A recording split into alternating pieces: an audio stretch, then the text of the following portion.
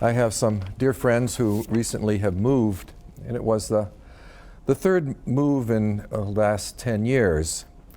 And a number of things that they moved from their last home to the new home sat in the garage in boxes that had been not opened, things that apparently they didn't use and didn't need.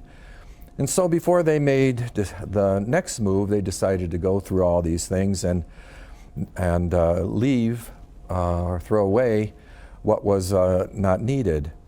There were a number of items that were of sentimental value.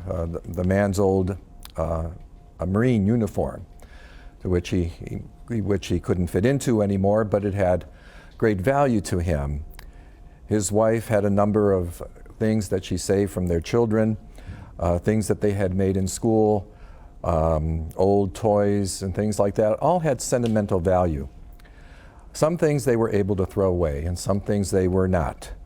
A box of photographs they just could not part with. Sentimentality can take a hold on all of us, but as a disciple, we have to be careful.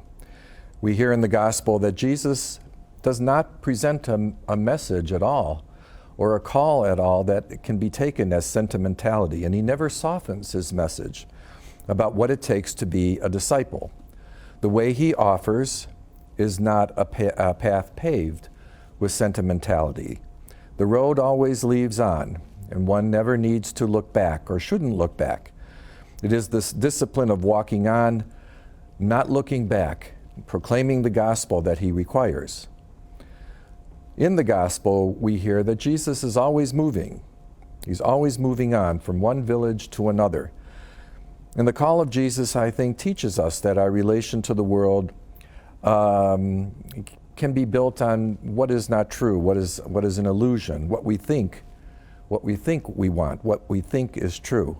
But the gospel is built on eternal truth.